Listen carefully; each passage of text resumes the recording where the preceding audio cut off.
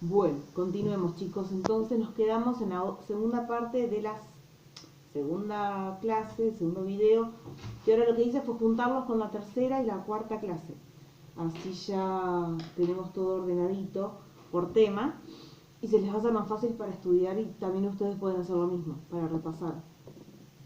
Dentro de las definiciones, como dije recién, de nutrición importantes tenemos que era nutriente y principio nutritivo, que muy bien en los trabajos prácticos lo estuvieron contestando, que era nutriente y en qué diferencia había con principio nutritivo, más que nada en qué se hace hincapié en ambas definiciones. Una se hincapié en lo que sucede luego un cierto límite en el tiempo, cuando la ausencia supera el límite esperado para el cuerpo, al cabo de cierto tiempo produce una enfermedad por carencia. Por ejemplo, anemia. Una reserva de hierro, por ejemplo, puede estar en el vaso, en el hígado, en diferentes órganos, más que nada en ellos, almacenado hasta 6 meses. Por eso es que también está en la ferritina un poco más, 3 meses, 6 meses, en la ferritina es donde más está más tiempo. Pero bueno, lo importante es que al cabo de cierto tiempo esta enfermedad se manifiesta. Ese es el principio nutritivo. El nutriente sí está hablando de sustancias químicas que son ingeridas por los alimentos para obtener energía. Acuérdense que se obtiene energía de los hidratos de carbono, proteína y grasa. Y, y bueno, esto va a regular los procesos metabólicos, que estos más que nada se encargan las vitaminas y los minerales. También los macronutrientes, pero bueno, vamos a ir diferenciando cada cosa. Más que nada, nutrientes, esos son sustancias químicas que están integradas en los alimentos, que van a formar parte de nuestros cuerpos, y cuando no se ingieren, después de un tiempo, vienen las enfermedades por carencias. Eso. Que esto en los prácticos ya lo han explicado muy bien. Después teníamos la clasificación según las necesidades del cuerpo, en macronutrientes y micronutrientes, que macronutrientes son estas 3 biomoléculas principales, en realidad mencioné 4, pero bueno, las 3 principales, ¿cuáles son? Díganlas ustedes, ya se las saben de memoria. Bueno, esas 3 principales estaban en la fórmula calórica, y después los micronutrientes, que son las vitaminas y minerales. A su vez, los minerales se van a clasificar por macro y micro minerales, pero ya lo vamos a ir viendo después eso. Entonces teníamos los macronutrientes, hidratos de carbono, proteína y grasas, y los micronutrientes, que son las vitaminas hidrosolubles, las liposolubles, que es fácil recordarlas, son las ADEC, y los minerales. El agua y la fibra también son nutrientes, no entran dentro de esta clasificación, aunque las fibras son hidratos de carbono, pero bueno, son de gran importancia también.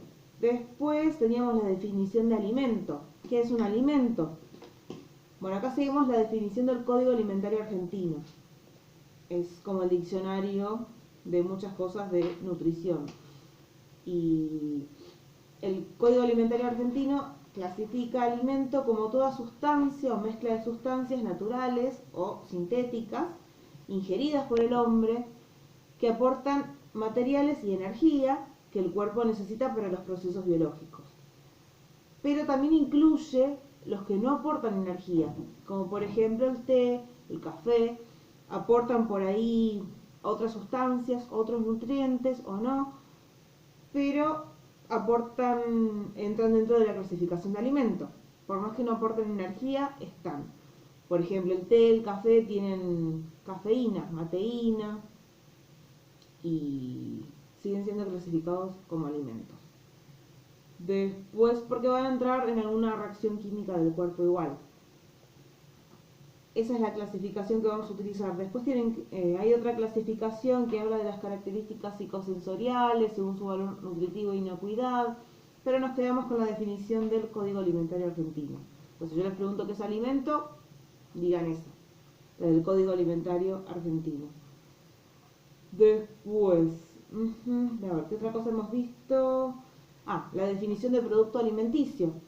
Sea una sustancia natural o artificial, ya pierde su composición química natural, y caracteres físicos químicos, valga la redundancia, y A ver, ya la palabra producto lo está diciendo, tiene un proceso industrial en el medio, ya no es lo natural de la granja. Hay un proceso que hizo que sea un producto.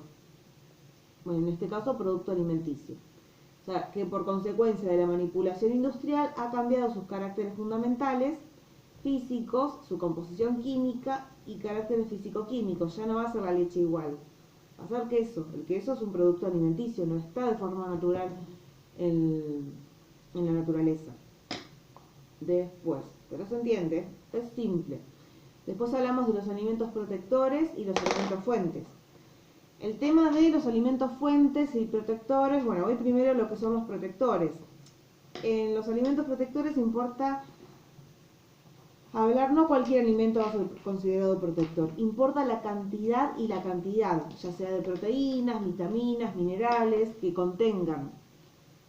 Tienen que tener cantidad y calidad suficientes.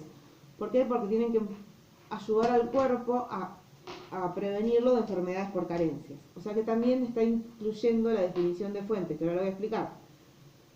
Para ser considerado protector, a su vez, tiene que ubicarse en un lugar donde existe una enfermedad por carencia. Ejemplo, por siempre con los ejemplos ayudan a recordar estas cosas que son de memoria.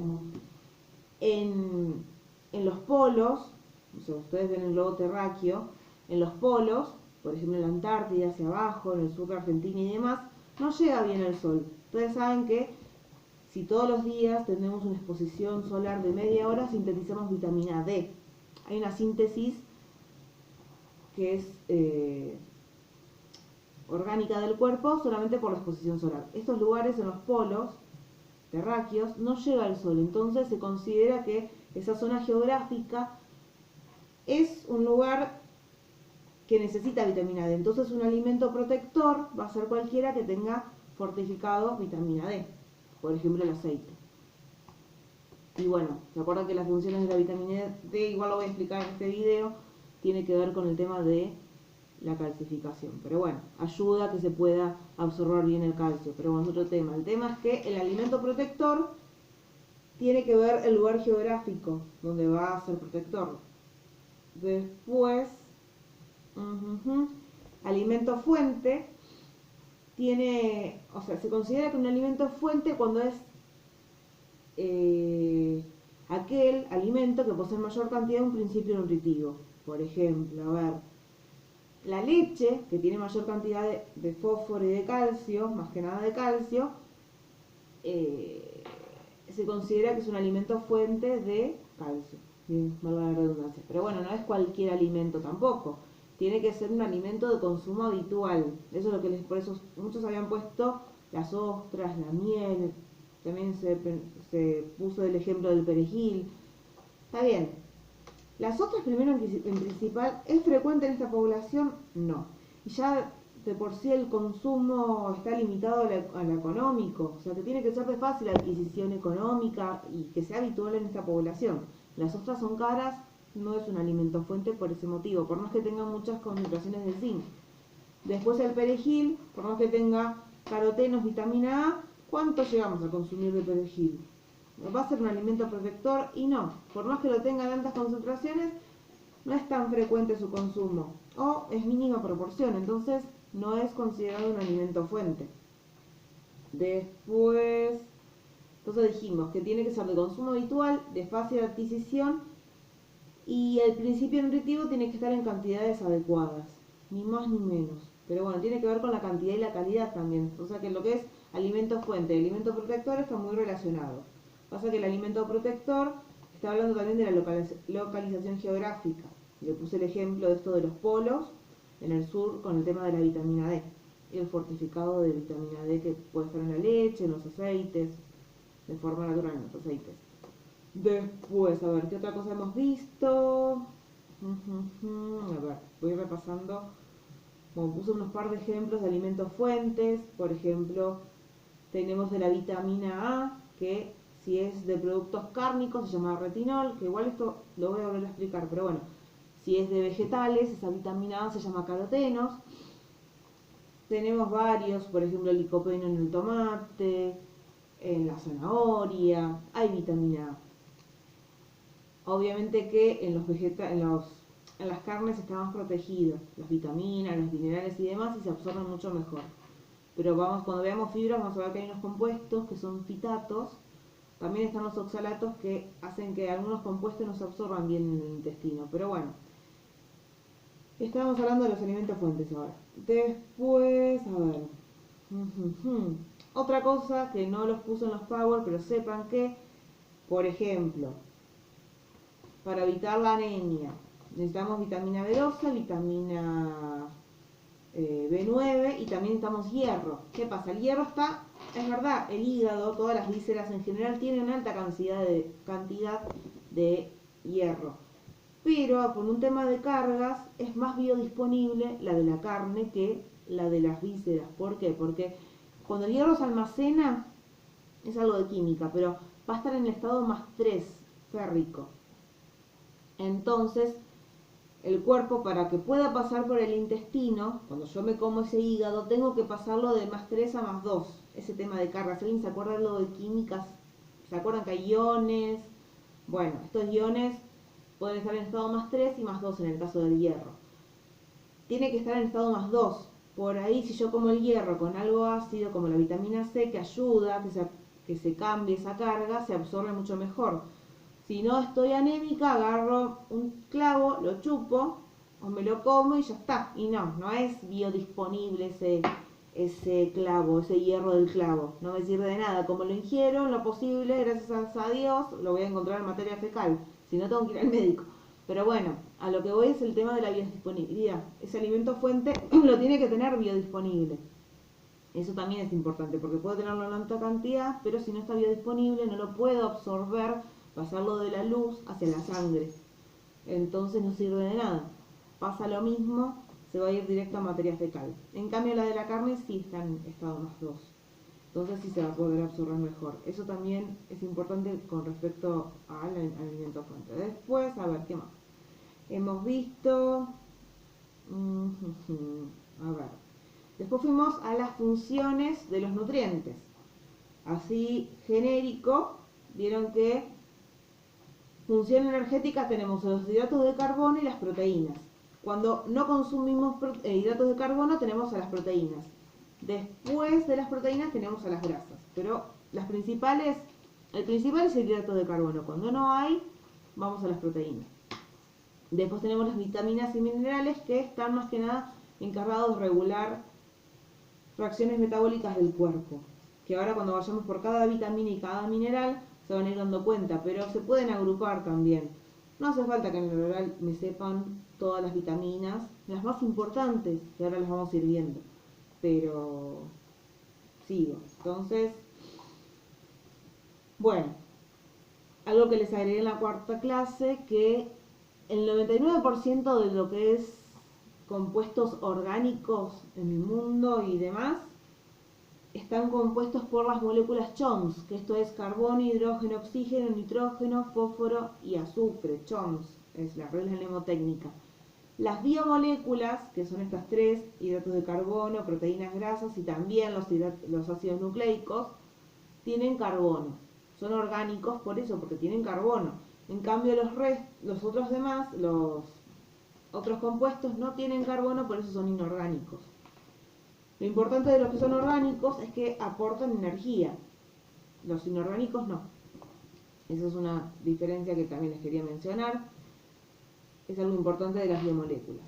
Después, bueno, de los hidratos de carbono, ¿se acuerdan que hay dos tipos? Los simples y los complejos, según la cantidad de monosacáridos u oligosacáridos o muchos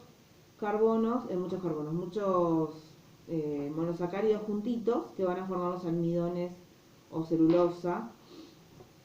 Tiene que ver por la cantidad. Bueno, de los monosacáridos podemos tener dos tipos, que son los importantes para la nutrición. Las pentosas, que tienen 5 carbonos, la ribosa, la hexosa, que están en los ácidos ribonucleico, desoxirribonucleico, el ADN. Después tenemos, bueno, de 6 carbonos, la manosa, la fructosa, la glucosa y la galactosa. ¿Qué pasa? Si después unimos Glucosa con glucosa vamos a tener la famosa maltosa, que está en la cerveza, en la cebada germinada. Después glucosa con galactosa tenemos la lactosa, que es la famosa azúcar de la leche. Después glucosa con fructosa tenemos sacarosa, que es el azúcar de mesa. La fructosa igual está en la miel. Todos estos son los azúcares simples. Ahí teníamos disacáridos. Después tenemos también triosas, pero con saber esas está más que bien suficiente. Los oligosacáridos son hasta 8 monosacáridos, hasta ahí. Después tenemos los polisacáridos, que ahí sí tenemos más de 8 monosacáridos. Tenemos el almidón, que está en la famosa papa, batata, choclo, que por eso tiene más hidratos de carbono y su composición química es diferente a los vegetales A y B, y por eso están los C, porque se separan porque tienen más hidratos de carbono, que es esto, el almidón. Después tenemos celulosa en los vegetales, y todo lo que es fibra, los que les mencioné antes, o les voy a seguir mencionando más tarde. Y después tenemos el glucógeno, que el glucógeno ya les dije que se almacena ¿dónde? En el hígado y en el músculo. Pero en los vegetales está como almidón. El hombre no tiene almidón. Están los vegetales. Después, entonces tenemos los simples y los complejos, esto ya se los mencioné.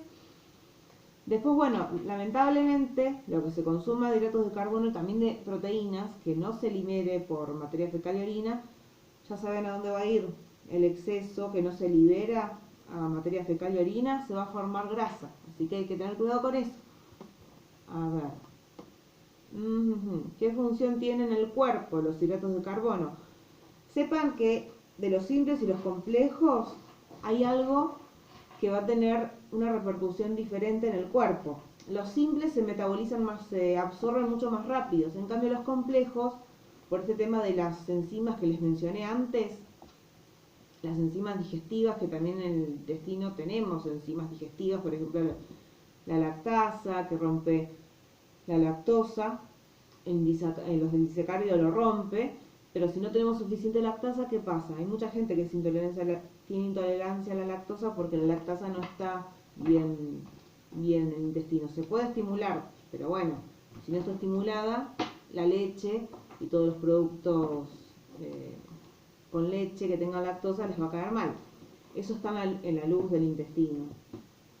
No hace falta que sea liberada por el jugo pancreático. Está en ellas. También hay sacarasas. O sea, va a degradar lo que es los hidratos de carbono simples. En cambio el almidón, si el almidón es glucosa, o sea, tenemos, no importa, es un tema de química esto, pero tenemos uniones alfa 1,4. ¿Qué pasa? En la celulosa ya tenemos uniones alfa 1,6. ¿Qué pasa? Nuestras enzimas digestivas no tenemos para romper esa unión alfa 1,6. Podemos romper alfa 1,4. Entonces va a ir directamente hacia el colon ascendente, que es el derecho, el transverso, el descendente, y va a formar bien materia fecal. Pero bueno, esa es la gran diferencia también en el cuerpo.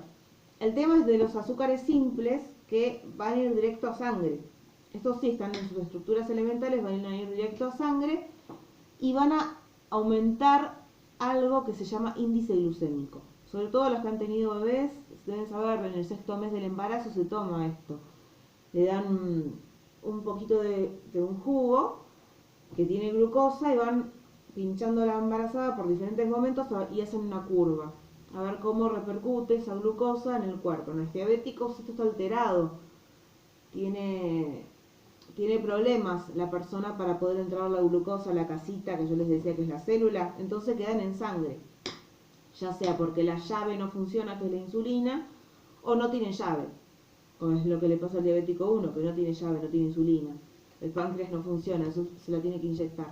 Pero bueno, cualquiera de las dos formas, la glucosa sigue estando alta en sangre. Entonces tienen que tener cuidado con los azúcares simples, porque repercute de esa manera. Hay cosas que van a ayudar a que esa absorción sea más lenta. La fibra insoluble hace como una especie de película, también las grasas hacen como una especie de película para que los azúcares simples se absorban igual, pero de forma más lenta. Entonces hacen una especie de película donde en la luz del intestino, en esos agujeritos que yo les dije que eran las vellosidades, microvellosidades, para que el índice glucémico impacte, pero de forma paulatina, como sería de forma fisiológica. Pero por no tener bien la insulina no lo puede hacer el diabético. Parece que me estoy yendo de tema, pero bueno, son las funciones de los azúcares. Después, respecto a lo que es fibra, acá me eché con la cuarta clase porque tiene que ver con los hidratos de carbono. Tienen la definición de fibra, que eso también lo pueden preparar para el parcial. ¿Qué es la fibra dietética? Es la suma de polisacáridos y lignina, porque lignina no es un hidrato de carbono, entonces es polisacárido y lignina, presente en forma intrínseca a los vegetales. O sea que están adentro, no están externos, algunos sí, pero bueno, habla de lo que está dentro de los vegetales. No pueden ser digeridas por las secreciones endógenas del tracto gastrointestinal. Después habla de lo que es el almidón resistente. Resistente, esto es que bueno, ustedes están en cocina, saben, deben haber escuchado lo que es el almidón resistente. Si no, imagínense que yo hago hoy, por ejemplo, arroz. Después de que lo cociné, lo llevo a la heladera, se va a enfriar. Por más que yo intente después, no va a absorber igual que antes el agua. Va a quedar hasta un poco más duro. Bueno, yo lo como frío al otro día. Eso no lo voy a absorber igual que ese almidón. No lo voy a absorber de la misma forma que si lo hubiese comido en el momento apenas lo cociné. ¿Por qué? Porque se forma almidón resistente. Resistente significa que no lo voy a poder degradar de la misma forma y se va a ir directo a materia fecal. Una parte. Pero bueno, resiste el ataque enzimático, por eso se llama almidón resistente. Que en los pavos lo tienen y si no saben qué es eso. Después hay compuestos como los fitatos, las putinas de las paredes celulares de los vegetales que entran dentro de esta definición. El ácido fítico es algo que tienen sobre todo los cereales integrales y otros vegetales que se van a unir a metales y también a las macromoléculas, a los aminoácidos, y va a ser difícil absorberlos porque estamos hablando de fibra dietética, de cosas que el cuerpo no tiene la capacidad de poder destruir. Va a ir sí a materia fecal, pero bueno, a la microflora intestinal, en el colon, pero bueno, mientras tanto dificulta algunas cosas, entonces no está bueno mezclar, aunque en la comida se come todo junto, pero bueno. Sepan que algunos minerales y algunos compuestos dificultan su absorción por estos fitatos y la fibra insoluble. Después, habíamos dicho que la clasificación de las fibras era soluble e insoluble según su capacidad de atrapar el agua. Dentro de las solubles tenemos las gomas, las mucinas y algunas semicelulosas. La hemicelulosa, por eso algunas es soluble y otras que no. Dentro de las insolubles, los que les dije, el tema de la selga, la lechuga, por más que lo deje una hora en el agua, no se va a absorber ese agua. Tenemos la celulosa, hemicelulosa también y la lignina. ¿Dónde encontramos la celulosa? Esta fibra insoluble. Bueno, todo lo que sea salvado, todo lo que es muy duro y en los vegetales que tenga mucha dureza y muchos colores, es fibra insoluble. En cambio, lo que es hemicelulosa, fibras solubles, todo lo que sea bien pulposo. Ahora vamos a ir viendo cada cosa, pero bueno, el salvado de trigo, el salvado de avena, todas esas cosas que tengan salvado que es muy duro, va a ayudar a lo que es el tránsito intestinal porque es fibra insoluble. Después en los coles, que es el repollo, coliflor, las chauchas, todo lo que sea duro, dijimos. Vegetales de raíz, cáscara de frutas, o sea que no es lo mismo comerla con cáscara que sin cáscara. La cáscara va a tener fibra insoluble que va a estar más tiempo en la panza, va a aumentar el volumen de la materia fecal. Y las legumbres también, que son muy duras, o sea, las lentejas y demás, eso que es duro es fibra insoluble. Después hemicelulosa en el salvado de trigo, los cereales integrales, lo mismo de antes, y la pulpa de los vegetales, por ejemplo el zapallito, la berenjena. Si una persona tiene diarrea puede comer fibra de hemicelulosa, por ejemplo, puede comer zapallito pero no la piel y las semillas, lo que sea pulposo sí lo puede consumir. La berenjena lo mismo, todo lo que es pulposo sí, no debería la semilla, pero bueno.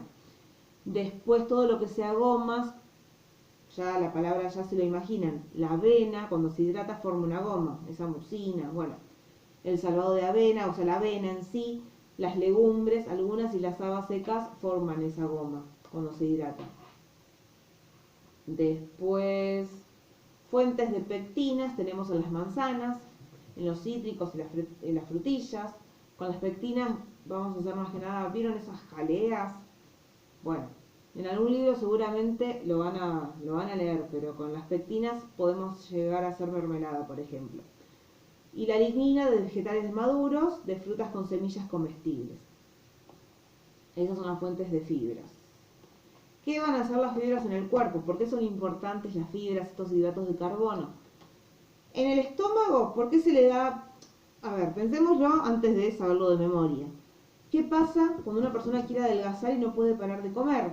Bueno, le dan esa famosa ensalada antes de la comida principal. ¿Por qué? Porque tiene fibra insoluble. ¿Y qué hace esa fibra insoluble en el estómago? Y bueno, forman geles que retardan el vaciado gástrico. Una digestión, ponele algo en el estómago puede estar, depende como sea. Si es de azúcares simples, imagínense que yo me siento un poquito mal, como un pedacito de pan o tomo un poco de Coca-Cola, enseguida eso aparece en sangre. O sea, en el estómago no está mucho tiempo, pero en cambio, lo que tenga mucha fibra insoluble va a estar más tiempo en el estómago. Si tengo grasa, todavía más. Una digestión después de un asado con papas y todo puede estar 2 o 3 horas, depende que comiste, pero puede estar 2 o 3 horas tranquilamente en el estómago haciendo la digestión. El tema es que las fibras solubles retardan el vaciado gástrico y neutralizan la secreción ácida también, porque van a atrapar cosas. También atrapan lo que es las grasas saturadas y las trans. Si en un alimento hay fibra, también las van a atrapar, por eso que tienen propiedades benéficas. En el intestino delgado, las solubles aumentan el tiempo del tránsito y forman geles. Ya dijimos que las solubles atrapan agua y forman un gel. Bueno, en el cuerpo van a hacer lo mismo. Y también atrapan las grasas, por eso que es bueno. Y las insolubles disminuyen el tiempo de tránsito, o sea que va a ir más rápido la persona del cuerpo de forma regular. Y después, este tema de los que les decía que van a absorber cationes bivalentes, como el calcio, hierro, magnesio. Entonces, si está la persona anémica, tenemos que alejar, por ejemplo, la pastilla de sulfato ferroso alejado de la comida, en lo posible, o que no tenga nada de fibra insoluble ni de fitatos que están en las legumbres, por ejemplo, como les mencionaba recién, porque van a interferir en la absorción de estos minerales. Y si la persona es anémica, los necesita absorberlo, lo que esté lo mayormente biodisponible posible. Entonces es importante alejar todo lo que puede interferir con esa absorción. Después tenemos el colon derecho, que es el ascendente. Las solubles que van a hacer es van a ser fermentadas por las bacterias, que yo les dije que había unas bacterias que viven en simbiosis, que son saprófitas, que son buenas, van a producir ácidos grasos de cadena corta. También no lo puse en este power, pero forman vitamina K. Hay una síntesis de vitamina K que ayuda a las bacterias. Las insolubles son parcialmente degradadas y después van a ir al colon izquierdo, donde van a actuar más que nada, van a llegar las insolubles, que siguen sin degradarse, que estas sí aumentan el peso y el volumen de la materia fecal, disminuyen el tiempo de contacto de todo lo que sea malo y que predisponga al cáncer de colon, por ejemplo. Después, eso con respecto a los hidratos de carbono, que yo veo que estamos llegando a la media hora, así que paro y sigo con otro video.